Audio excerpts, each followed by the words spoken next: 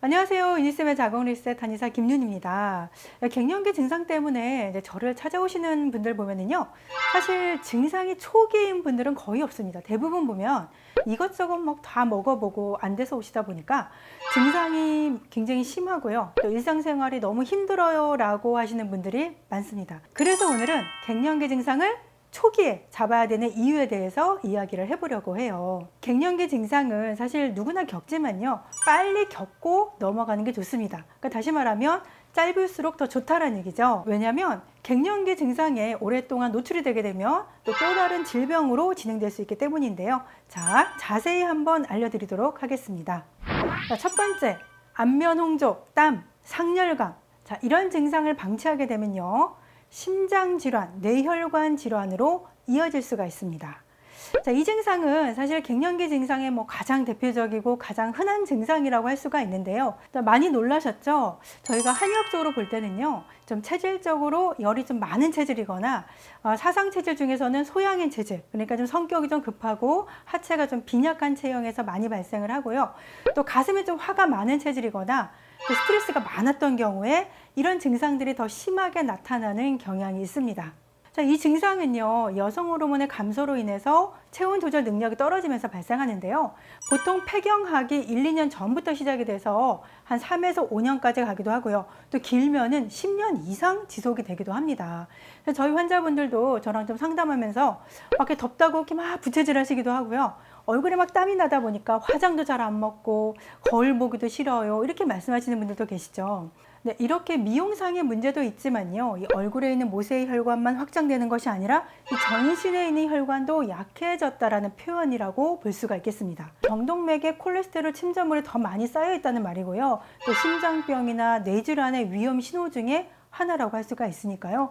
이 안면 홍조, 상열감, 누구나 다 있는 일이라고 그냥 넘기지 마시고요, 적절한 치료를 받으시는 것이 좋겠습니다. 자, 두 번째, 불면증. 불면증을 방치하며 치매로 이어질 수가 있습니다. 갱년기가 되면서 이 자율신경계가 실조되기 때문에 정상적인 수면을 못하는 분들이 많죠.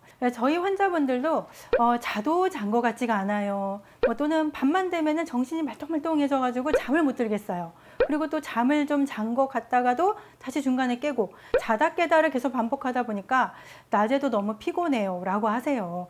수면은 굉장히 중요합니다. 왜냐하면 우리가 잠을 자는 동안에 이 뇌 속에 축적된 노폐물들을 배출하는 시간이거든요. 그러니까 다시 말하면 뇌를 깨끗하게 청소해주는 시간이라고 생각하시면 돼요. 그런데 불면증을 방치하게 되면 뇌 속의 노폐물이 계속 쌓이게 되겠죠. 이게 가볍게는 기억력 감퇴가 나타날 수가 있지만 또 심하면 치매까지도 유발할 수가 있습니다. 근데 요즘에 보면은 고령화 사회가 되면서 사실 암보다 무서운 질병이 또 치매라고 하잖아요. 그러니까 불면증, 조기 치료가 치매 확률을 낮출 수가 있습니다.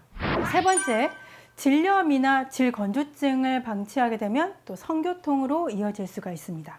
자, 갱년기가 되면 여성 호르몬이 급격하게 감소하게 되면서 그로 인해서 질 점막을 지켜주던 또 질내 세균총들의 균형이 깨지잖아요. 그래서 질염이 더 잘 생기게 됩니다. 특히 젊었을 때 질염이 자주 생겼던 분들은 더욱더 조심하시는 게 좋습니다. 게다가 질 점막도 얇아지면서 건조해지고 그로 인해서 또 질 건조증이 생길 수가 있죠. 그래서 가볍게는 여성 음부의 어떤 불편감, 건조감 이런 것도 느낄 수 있고요. 또 질 건조증으로 인해서 성생활을 하기 어려운 분들도 많습니다. 그러니까 저는 여성 질환을 좀 전문적으로 치료하다 보니까 이런 환자분들 너무 많이 보는데요.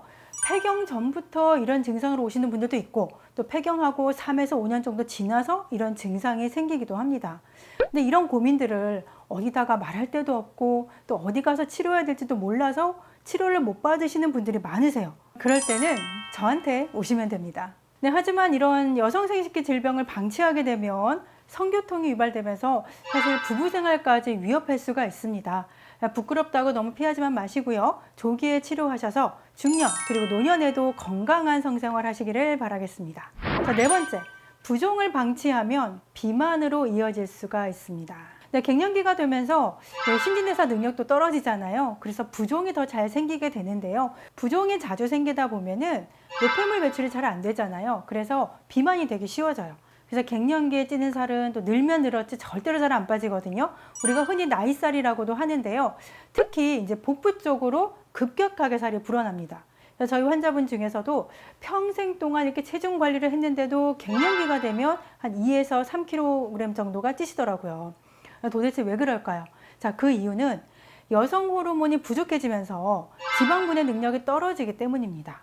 또 한의학적으로 보면은요, 폐경과 함께 자궁이 냉해지기 때문이에요. 자, 몸이 냉해지다 보니까 우리 몸에서는 좀 따뜻하게 만들 연료들을 또 쌓아야 되잖아요. 그 연료가 기름, 네, 바로 우리의 지방이라는 거죠. 네, 그래서 폐경하면서 식사 조절도 하고 또 운동도 하면서 이렇게 좀 신경을 좀 많이 쓰시는 분들이 보통 2에서 3kg 정도 늘어나게 되는데요. 자, 이 정도는 그냥 정상 범주로 보시면 됩니다. 만약에 관리를 안 했다 그러면 5에서 10kg 늘어나는 경우가 대부분이에요. 네, 근데 이렇게 체중이 늘면 각종 성인병부터 해서 관절염도 심해질 수가 있기 때문에 이 시기에는 꼭 신경 쓰셔야 됩니다. 다섯 번째, 근육통과 관절통을 방치하면 만성 통증을 불러일으킬 수 있습니다. 아이고 다리야, 아이고 어깨야. 폐경하면서 갑자기 여기저기 쑤셔서 못 살겠다고 진통제로 버티다가 저를 찾아오시는 분들이 있는데요.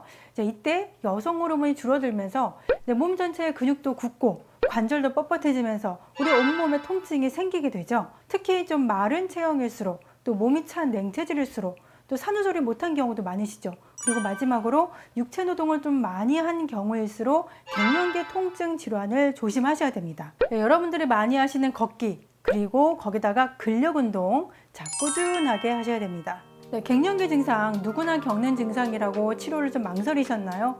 더 심해지시기 전에 제때 잘 치료하세요. 저는 다음에도 여성에게 도움이 되는 좋은 정보로 찾아뵙겠습니다. 감사합니다.